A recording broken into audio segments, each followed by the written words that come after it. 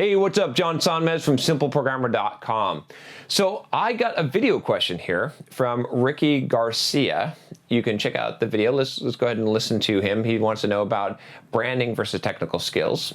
Hi, John. This is Richard. Love the show. Been watching you since you had about 20,000 subs. You had a video about Udacity nanodegrees, and that really made me make the jump into the program. Since then, I've made my own review, and now we're right next to each other in YouTube search about Udacity nanodegrees. So that's pretty cool. But my question is which one is more important to you? Personal branding or working on the actual skills that you have? I know both of them are important, so don't try to, cop out and say that you have to do both of them. Which one makes the bigger difference in your opinion? I myself right now have really gotten onto my personal branding, but I know I need to improve my web skills if I'm going to delve into front-end web development. Thanks. All right, so Ricky, he basically asked me, he said here, which is more important, branding or technical skills, like working on those? And you can't say both. That's a cop-out answer. So which one is it? Don't give me that cop-out answer. So I'm going to try not give you a cop-out answer, but I'm going to talk about the attributes of both and how to combine them and how to think. Well, I'm going to give you a formula that you can answer the question for yourself, because the answer is not going to be the same for everyone. It's going to depend on where you are. So let's look at technical skills. If you have a very high technical competency, right, that is a good thing, okay, but it's only going to take you so far, right? Once you get to a certain level of proficiency, it doesn't matter how more technically competent you are, how many technical skills that you have, you're sort of going to reach this cap, which I've talked about this a lot before, but it might be somewhere around like senior software engineer, and you're going to kind of reach that glass ceiling and pay cap, and no one's going to pay you more money. Your resume is already really good, and you're already kind of making the max amount of money that you can fairly easily. So it caps. It caps very, very easily. So if we look at branding, okay, now branding, I always consider that a multiplier, right? This is where I think the relationship is that branding is a multiplier to your technical skills, but it's a big multiplier, right? If you have really, really good branding, you could make millions of dollars, right? You're never going to make millions of dollars, at least I don't want to say never, but you're basically not going to make millions of dollars just off your technical skills. It's just not going to happen. I mean, it doesn't matter how good of a developer you are. Let's say that you're the best developer in the world, you know more technology than anything else, you're the most efficient, fastest developer. I don't care. No one is going to pay you just based on your technical merits. They're not going to pay you $2 million a year. It's just not going to happen. There's no company that's going to do that, right? But if you're branded really well, is it possible that you could have technical skills that aren't even as good, right? Not the best in the world, but you have such good branding that someone would pay you $2 million? Yes, it's possible. It's very unlikely, right? That's kind of the high end of it. But what I'm saying is that the branding side of it basically is a multiplier for your technical skills. And so if you try to figure out which is more important, well, when you multiply two numbers, right, which number is more important? Well, it sort of depends, right? Because the technical skills, let's say that your technical skills can be 0 to 9, right? If you on the left-hand side of the equation, and then we said multiplied by branding, and branding can be anywhere from 0 to 1,000. Okay, so if you think about that, right? If you've got, let's say that you've got branding 1,000, but you've got technical skills 0, that's going to equal 0. Okay, let's say that you've got technical skills 1, and you've got branding 500. That's going to equal 500, okay? If you've got technical skills 9 and branding 1, right? You're almost the best that you could possibly be technical skill-wise, but you don't have any branding, that's going to equal 9. So that's, again, this is not a very scientific formula. I don't have any data to back this up or to prove this, but it's the way that I think about it, right? If you think about it as a multiplier, and I think that's the key thing here is that it's not, you can't really answer that question. You can't really say, well, which is more important? Which would you spend time on, technical skills or branding?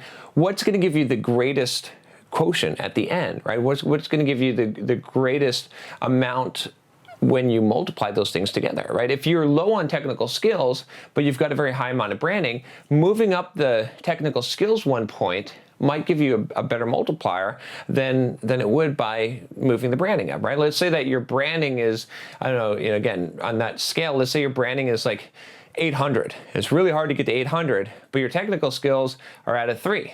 Well, can you move those up 2 points to make it a 5 or 3 points to make it a 6? That's going to multiply times that 700 or 800 that you have on the branding side, and that's going to produce a lot more value than you moving your branding skills up just a little bit more if you brought it up to an 850 instead of 800. You see what I'm saying here? So that's where it really comes into play. And again, now let's take someone who has very high technical skills. Maybe their technical skills are an 8. But it would take a huge amount of effort to take the technical skills that are an 8 and move it up to a 9. Well, their branding is maybe 50. Well, can we move their branding up? What if we make their branding 500? We 10x that branding.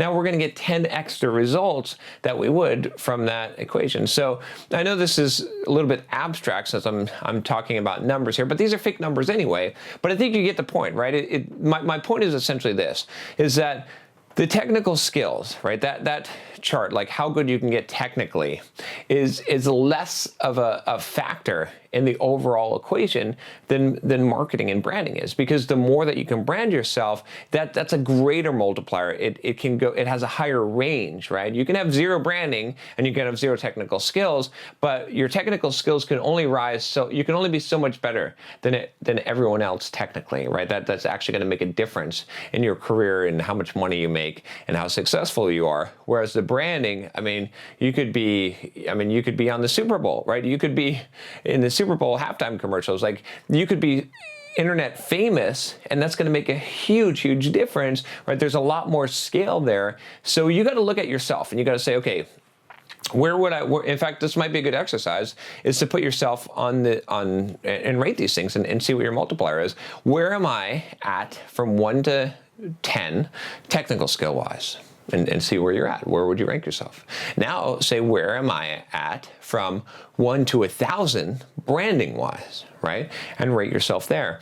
And then figure out, okay, what thing will it be? Will it be a combination of easier to increase, okay, and will affect the equation more, which will multiply things out more, right? If you're very high on the technical side, then it might take a lot more effort to go up to the next level there, but it might take a very little effort to increase your branding. In fact, that's where most people are. Most software developers that I talk to, the reason why I emphasize, you can check out my course on how to market yourself as a software developer, but the reason why I emphasize that so much is because you've got the technical skills already, but you don't have the branding, you don't have the marketing, and that's the thing that's going to move the needle more for you. It's easy, it's low-hanging fruit. You can very easily gain the marketing and the branding skills that are going to give you a lot more bang for your buck. If you're going to invest, let's say, 100 hours in improving yourself, your career, where are you going to invest those hours, right? If you're really good in the marketing and you've already got branding and stuff, then you're just getting into software development, maybe you invest in your technical knowledge, or maybe you do both, right? But you got to kind of figure out where you're going to invest those hours based on maximizing. At the end of the day, what you want to do is you want to maximize the results you're getting, right? And so you have to understand the equation in order to do that, and you got to figure out how much effort does it take to raise one of these attributes, right? And then what is the return on doing that? And so you can optimize your time and say, okay, for some people, for some developers, it's going to be spend 90% of your effort learning how to build a brand and market yourself. You've already got a lot of technical competency, and spend 10% of your effort on your time and improving your technical competency to keep it up to date and to get it up to the next level. For other people just starting out, it might be that it's a 50-50, right? I almost always recommend, though, that I don't recommend spending all your time on the technical competency side, because branding and marketing takes a long time to build up, so you got to put a lot of effort into it. So even if you're starting out, I would probably split it more closer to, I don't know, at the very worst, I'd say 60-40, because you gotta start building up a brand and marketing yourself in order to get the benefits. So it's going to take some time. It'll take you a lot less time to become proficient in a technology than it will to build a brand. Now, I'll tell you that much. It's definitely true, right? You can become a really good programmer, in the 80 percentile much faster than you can become the 80 percentile in branding and marketing yourself and building up a reputation, because that takes a long time by its very nature. So you want to start doing that as much as possible. So there you go, Ricky. Thanks for the question. It's a good question, and hopefully I haven't given you a cop-out answer. I don't feel like I did. It's one of those things, like I said, it depends on who you are and where you're at. And when you understand the equation, a lot of times when you understand how the variables play together, that's how you know what to do. You can't just get a canned response and say, okay, yeah, you should do this.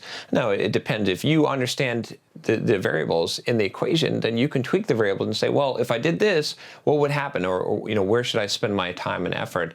And I think that's a more valuable way to look at things rather than just, because that's why a lot of times the answer for one person is not the same for someone else's, because it really does depend on those factors. Anyway, that's my answer. Hopefully you liked it. If you did, go ahead and click the subscribe button below, and I will talk to you next time. Take care.